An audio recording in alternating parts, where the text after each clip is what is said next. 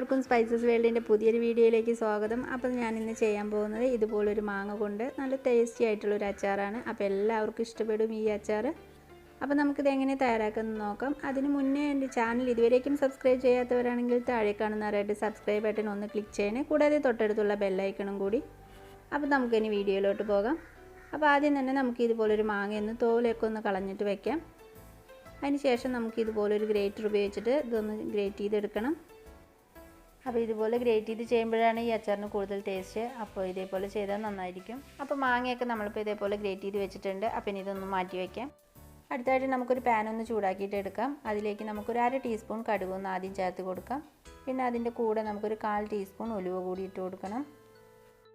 ഇനി ഈ കടുകും ഉലുവയും നന്നായിട്ടൊന്ന് മൂത്ത് വരണം. അപ്പോൾ കടുക് നമുക്കതിൽ പൊട്ടി തുടങ്ങും. അപ്പോൾ ആ ഒരു സമയം വരേക്കും നമുക്കിതുപോലെ ഒന്ന് റോസ്റ്റ് ചെയ്തിട്ട് എടുക്കാം.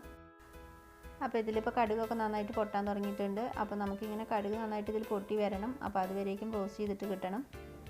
ഇനി നമുക്ക് അടുത്തായിട്ട് ഇതിൻ്റെ കൂടെ ചേർക്കേണ്ടത് ഒരു 2 ടേബിൾ സ്പൂൺ ചില്ലി ഫ്ലേക്സ് ആണ് ചേർക്കുന്നത്. നമുക്ക് ഉണക്കമുളക് ഇതുപോലെ ഒന്ന് ക്രഷ് ചെയ്തിട്ട് എടുക്കണത്. അപ്പോൾ ഞാനിപ്പോൾ 2 ടേബിൾ സ്പൂൺ ആണ് ചേർക്കുന്നത്. നമുക്ക് എരിവിനനുസരിച്ചിട്ട് കൂടുതലായിട്ട് വേണമെങ്കിൽ ചേർക്കാം. അപ്പോൾ ഇതിന് പകരം നമുക്ക് ഉണക്കമുളക് വേണമെങ്കിലും എടുക്കാം. അപ്പോൾ ഇതുപോലെ ചെയ്യുമ്പോൾ നമുക്ക് ഈസി ആയിട്ട് വേഗം ചെയ്തെടുക്കാം. അപ്പോൾ ഈ മുളകൊക്കെ ഇപ്പോൾ നന്നായിട്ടൊന്ന് മൂത്ത് വന്നിട്ടുണ്ട്. അപ്പോൾ നല്ലൊരു മണം വരാൻ തുടങ്ങും. അപ്പോൾ അതുവരേക്കും നമുക്ക് ഇതുപോലെ റോസ്റ്റ് ചെയ്ത് കൊടുത്താൽ മതിയാവും. ഈ സമയം നമുക്ക് സ്റ്റവ് ഓഫ് ചെയ്ത് കൊടുക്കാം. അതിന് ശേഷം നമുക്കിതിലേക്ക് 1 ടീസ്പൂൺ മല്ലിപ്പൊടി കൂടി ഒന്ന് ഇട്ട് കൊടുക്കാം. അപ്പോൾ ഈ ചൂടിൽ തന്നെ നമുക്ക് മല്ലിപ്പൊടി അതിൽ നന്നായിട്ടൊന്ന് മൊരിഞ്ഞ് കിട്ടിക്കോളും. അപ്പോൾ അത്രയും മതിയാവും.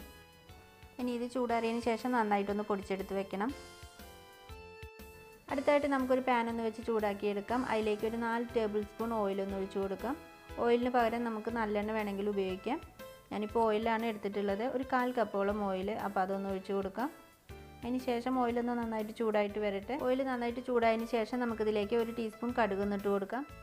കടുക് പൊട്ടിക്കഴിയുമ്പോൾ നമുക്കിതിലേക്ക് വെളുത്തുള്ളി ചേർത്ത് കൊടുക്കണം. ഞാനിപ്പോൾ ഒരു 12 അല്ലി വെളുത്തുള്ളി ഇതുപോലെ ഒന്ന് കട്ട് ചെയ്ത് വെച്ചിട്ടുണ്ട് നീളത്തിൽ. അപ്പോൾ അതുകൂടി ഇട്ട് കൊടുക്കാം.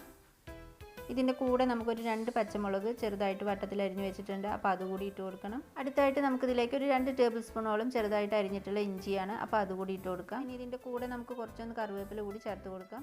അപ്പോൾ നമ്മളിപ്പോൾ ഇതിൽ ചേർത്തിട്ടുള്ള വെളുത്തുള്ളി, ഇഞ്ചി, പച്ചമുളകൊക്കെ നന്നായിട്ടൊന്ന് മൊരിഞ്ഞ് വരണം. അപ്പോൾ അതുവരേക്കും ഒന്ന് വഴറ്റി കൊടുക്കാം. അപ്പോൾ ഇതേപോലെ ഒന്ന് മൊരിഞ്ഞ് വന്നതിന് ശേഷം നമുക്കിതിലേക്ക് ഒരു 1/4 ടീസ്പൂൺ മഞ്ഞൾപ്പൊടി ഒന്ന് ഇട്ട് കൊടുക്കാം. ഇനി ഇതിലേക്ക് ഒരു 1/4 ടീസ്പൂൺ പെരുങ്കായപ്പൊടി കൂടി ഇട്ട് കൊടുക്കാം. ഇതിൻ്റെ കൂടെ നമ്മൾ റോസ്റ്റ് ചെയ്ത് പൊടിച്ച് വെച്ചിട്ടുള്ള ആ പൊടി കൂടി ചേർത്ത് കൊടുക്കണം. അപ്പോൾ ഇതുപോലെ നമ്മൾ പൊടികളൊക്കെ ചേർക്കുമ്പോൾ ലോ ഫ്ലെയിമിൽ ഇട്ടിട്ട് ചെയ്യണം. അതിന് ശേഷം ഇതെല്ലാം കൂടി നന്നായിട്ടൊന്ന് മിക്സ് ചെയ്ത് കൊടുക്കാം. അപ്പോൾ ഇതേപോലെ ആയിട്ടുണ്ട് ഇപ്പോൾ. ഇനി നമുക്കിതിലേക്ക് ഗ്രേറ്റ് ചെയ്ത് വെച്ചിരിക്കുന്ന മാങ്ങ ചേർത്ത് കൊടുക്കാം. ഇനി ഇതിലേക്ക് ആവശ്യത്തിന് ഉപ്പ് കൂടി ചേർത്ത് കൊടുക്കണം. 1 ടീസ്പൂൺ ഉപ്പ് ആദ്യം ചേർത്ത് കൊടുക്കാം. അതിന് ശേഷം നമുക്ക് ടേസ്റ്റ് ചെയ്തിട്ട് ഉപ്പ് ചേർത്ത് കൊടുക്കാം. നമ്മൾ അച്ചാറൊക്കെ ആകുമ്പോൾ കുറച്ചൊന്ന് അധികം ഉപ്പ് തന്നെ വേണ്ടി വരും. ഇനി ഇത് നന്നായിട്ടൊന്ന് മിക്സ് ചെയ്തിട്ട് കൊടുക്കണം. മാങ്ങയും മസാലയൊക്കെ നന്നായിട്ടൊന്ന് യോജിച്ച് വരുന്നവരേക്ക്. അപ്പോൾ ഇതുപോലെ ഒന്ന് മിക്സ് ചെയ്തെടുത്തതിന് ശേഷം നമുക്കിതിലേക്ക് ഒരു 1/2 ടീസ്പൂണോളം ശർക്കരയൊന്ന് ഇട്ട് കൊടുക്കാം. ഞാനിപ്പോൾ പൊടിച്ചെടുത്തിട്ടുള്ളതാണ്. അപ്പോൾ ശർക്കര കൂടി ചേർക്കുമ്പോൾ നമുക്ക് ഈ അച്ചാറിന് പ്രത്യേക ഒരു ടേസ്റ്റാണ്. അപ്പോൾ ഇനി ഇതൊന്നും കൂടി ഒന്ന് മിക്സ് ചെയ്തിട്ട് എടുക്കാം. അതിന് ശേഷം ഉപ്പൊക്കെ ഒന്ന് ടേസ്റ്റ് ചെയ്ത് നോക്കണം. ഞാനതിലേക്ക് വീണ്ടും ഉപ്പ് ചേർത്തിയിട്ടുണ്ട്.